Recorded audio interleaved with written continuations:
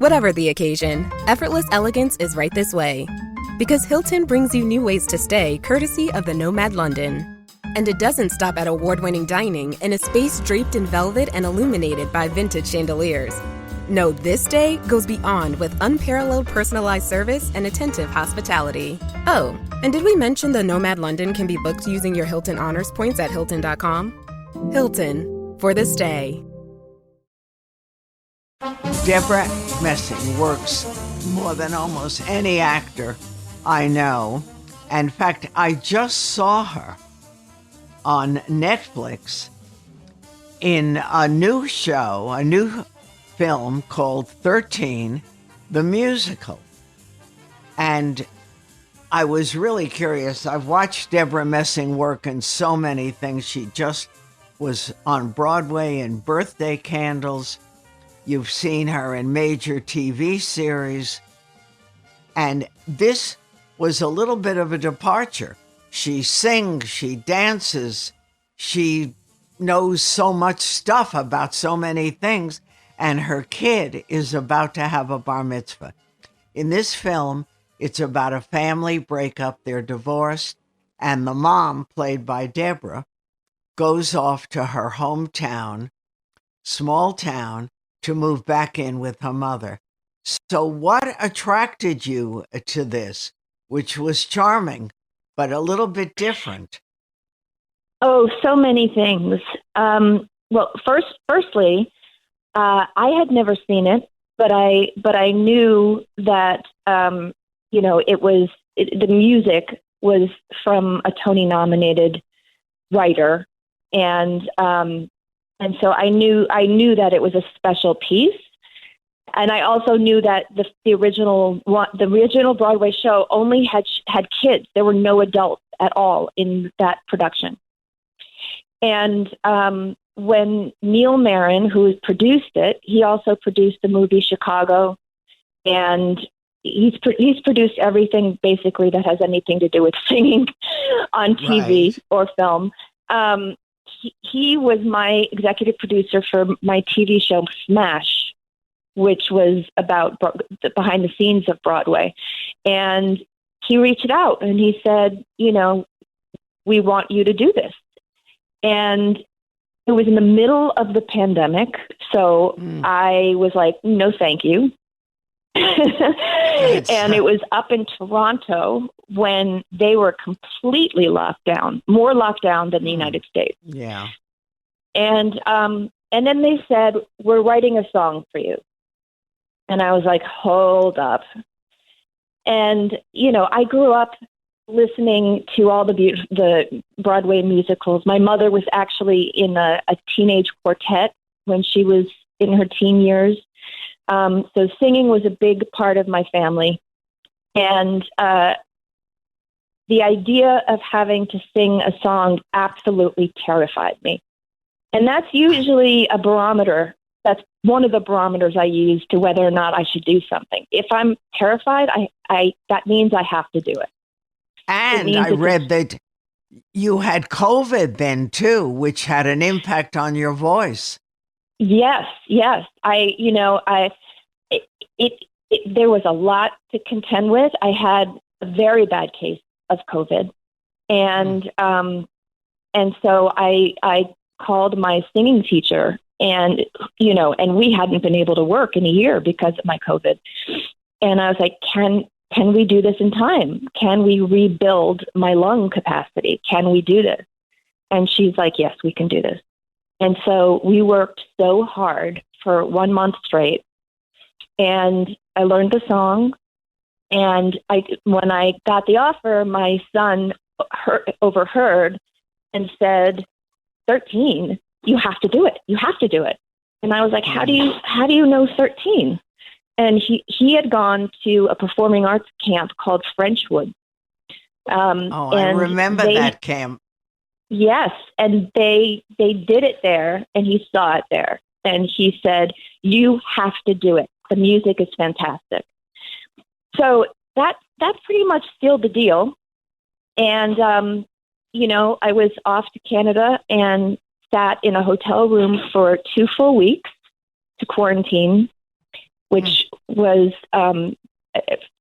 very fascinating to be in a room by yourself for 2 weeks and to have government officials knocking on your door every day at different hours of the night to make sure that you're really in there.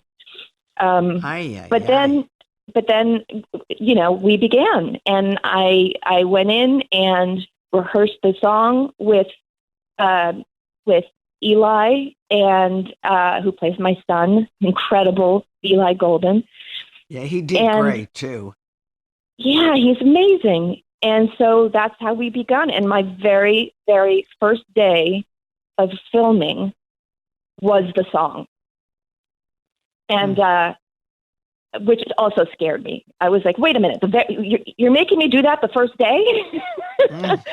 When nobody knows me, where like I don't have any sort of like people sort of, you know, pulling for me, and they're like, we want to do it first. So that was it. And then I had the privilege of just watching these 12-year-old kids just blow me away with their incredible talent, their singing and their dancing.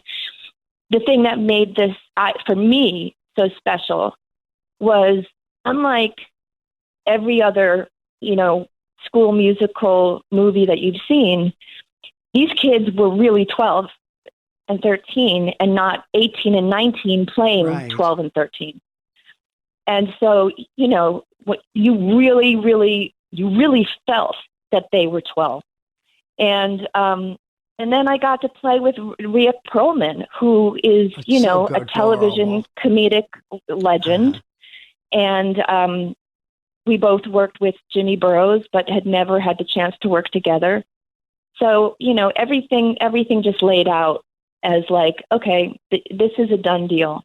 And also, I might say, it was very important to them that the cast members be Jewish, which I thought was very interesting. It is interesting. Did you care about that? I did. I was grateful when I heard that, because to be honest, over my career, there have been times when I have not gotten a part and the feedback has been, she's too ethnic looking. And, you know, so to have them want to be completely authentic really meant a lot to me. And I was just stunned when I saw that he was actually going to be reading the Haftorah. Right. Like, not just one line, like, you know, the last scene in the bar mitzvah, he is singing an Aliyah for a while. And I just started crying. I couldn't stop crying. It was when all those kids stood up and started singing along. I just felt like, you know, this is important, because there are people out there who have no idea what a bar mitzvah is, who have never met anyone who is Jewish. And, you know, this is going to be seen globally, and it's going to address otherness, you know, coming into a community, being the only Jewish kid, what that's like to be an outsider, and ultimately being completely welcomed and accepted, and realizing that all the kids are exactly the same, that it was no different. Right. And I thought it was a beautiful message. And beautifully done. And you had actually experienced this when your family moved to Rhode Island, and you were one of 2 or 3 Jewish kids, and you had to fit in and start all over again. So this really had to resonate with you. Oh, absolutely. I felt like, you know what? I know this. I know what this feels like. Yes, I was one of 3. And, you know, we had the lights at the end of our driveway. I live next to a farm, so our driveway was a quarter of a mile long. And we had these big round balls at the end by the mailbox, and they were hit with bats and destroyed, and the mailbox as well, more times than I can even count. And, it was something that was just a constant reminder that there were people who didn't like us. And I was young and I was like, I don't understand. I don't understand why they don't like us. And then one Halloween, my grandfather was visiting, and we woke up the next morning and my grandfather's car had a swastika painted on it. Oh, no. And that was the first time I even saw a swastika. And my mother she was paralyzed by it. She couldn't believe what she was seeing. She made me go back into the house, and I could tell that she was just devastated by it. Mm. And I think it took me to grow up and to have a lot of different experiences and different cultures to finally, as an adult, realize the impact that had on me as a child, and how very specific that an experience that was, and to honor it. That's interesting. And your own child has had a very different kind of childhood, right? Oh, absolutely. The absolute opposite. He's grown up in the center of New York City and Brooklyn. Mm. So from, the time that he could walk, he and I have been walking down the street, seeing every color skin, hearing every language spoken, every socioeconomic level, on the subway. It was the upbringing that I wish that I had, that I was grateful that I was able to give to my son. Right. But when you were growing up, that town was a small enough town where you still got to do things like theater and things that you loved. That was my oasis. That was where I knew I was 100% welcome, and also I realized that I can be somebody else entirely. So, being able to become someone else with a different name and different needs and different situations, I felt like I was in a way going into like a protective bubble, and it felt really great, and it felt exciting, and ultimately it sparked something creatively in me, which lasted. But after you got out of Brandeis, you actually started working very soon and starting to do TV and a lot of stuff that a lot of performers don't do or get a chance to do. Well, right after I graduated graduate school, right after Brandeis, I went straight to New York and was accepted into the NYU graduate acting program. And so I was one of 15 students to graduate after 3 years of 80 hours a week, every week, studying every aspect of the craft. And when I got out, I was incredibly lucky because I got a theater job in Seattle, The Importance of Being Earnest, right away. And then I came back, and, within that first year, I was doing an off-Broadway play, and then I got my first TV gig, and then I got my first movie. And they were successful. They were successful in that yes, they were successful. Yeah. I mean, I just was so grateful that, it was the TV show wasn't canceled after 2 episodes, which was happening a lot back then. And the movie, I had never been on a movie set. So I was just, trying to not fail miserably. The first day when you show up on a movie set, and you start, all the different cameramen, they put colorful tape on the floor where you need to stand as you walk through a scene so that they can have light on you and they can focus on you. I had no idea about that. So we would start, he'd say action, and then I would walk and I would not be on my mark. And they'd be like, cut, Debra, you missed your mark. Okay. And then I go back, cut, Debra, you missed your mark. Okay. Oh. Debra, you missed your mark. What's a mark? And then they told me. And, so I was as wet behind the ears as you could possibly be. And I was so proud to be a part of that movie. Right. And learning on the job. Do you remember what movie that was, your first? That was A Walk in the Clouds with Keanu Reeves. Unbelievable. And then at what point did Grace come into your life?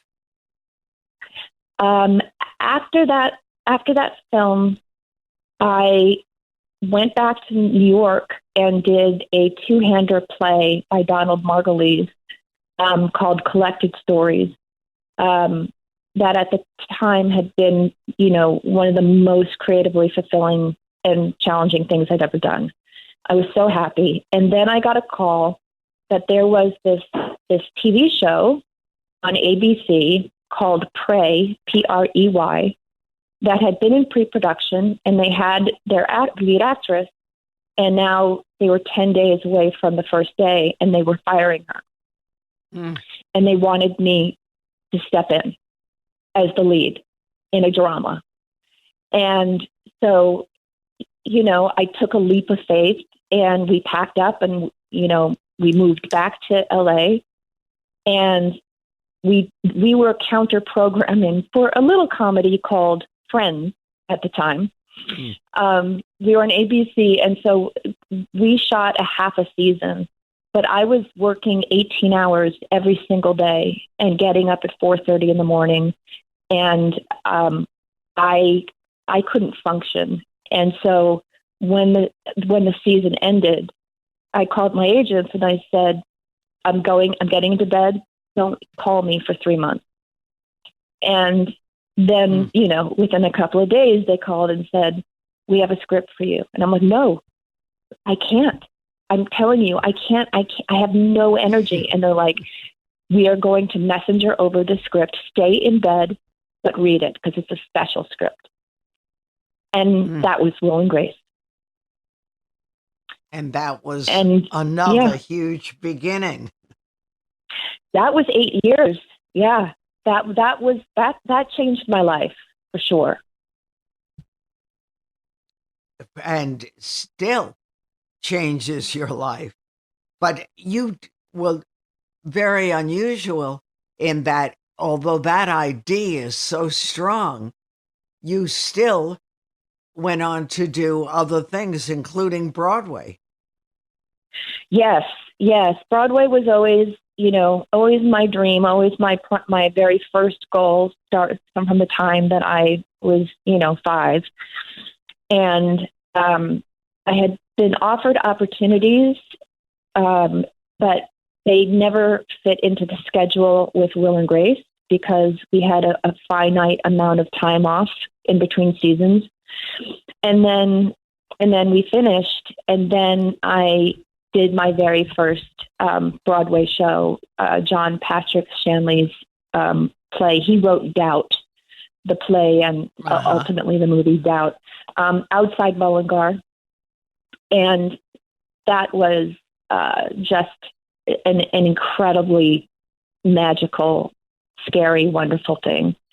And then I went on to do Smash, and then the TV show, and which I loved. And then Mysteries of Laura.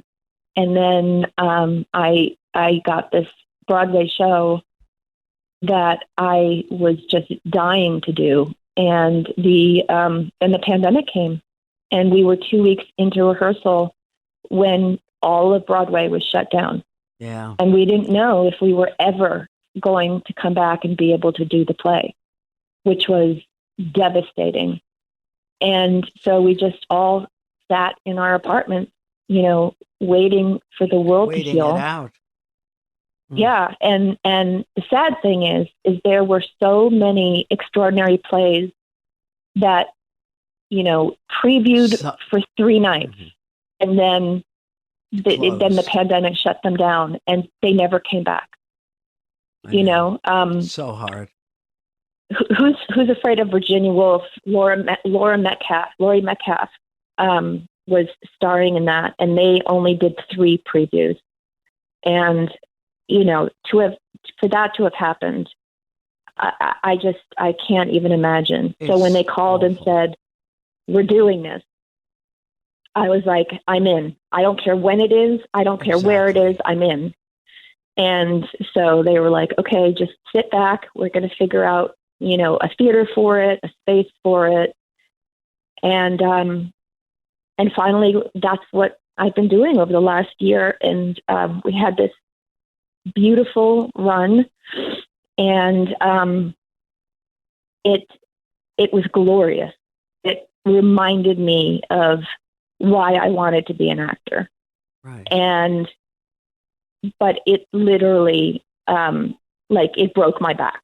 Like I had, 3 discs, bulging discs, and So I'm still doing PD now, recovering from doing 8 shows a week. But I just feel so grateful because it was the role of a lifetime.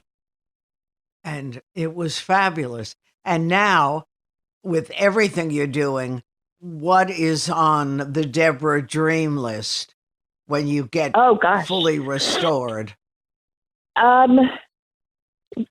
Well,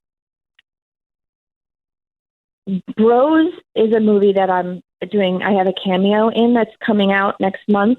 That's a Judd Apatow produced comedy, and I have been wanting for 30 years to be in a big, broad comic film, and there it is. This was it. I got a taste of it, and it was so fun. And so now I want more. Now I want, I want to do a film with a bigger part in it, and to really sink my teeth into doing something like that. I will always turn back to theater. There's no question about it. But that schedule, it's inhumane. Can kill you. And so, you can't do it every year. You need a few years in between. And it costs you money to do Broadway. They don't pay enough for you to pay your rent and utilities and everything. So then you have to find work that actually pays you so you can sustain your family. Right. You need a new TV series so that you can do everything else. But it's all possible. And everything looks good. I'm very happy for you. And thank you so much. And can't wait to see the next Debra adventure. Thank you so much. Take care. When it happens, we'll talk again. I look forward to it. All the best to you and your family. Okay. You too. Bye-bye. Bye. Bye, Debra. Hello, folks. Larry Kudlow here. Pay attention, because China is leading the largest anti-American alliance since World War II. One that's already dumped U.S. bonds, grabbed 43 million acres of our farmland, and is plotting to dethrone the dollar. That's why IRA and 401k savers are protecting their savings with gold. Please go to freegoldguide.com/Kudlow or just call 800-621-3908 for your free gold guide on how to protect your wealth with gold 100% tax-free.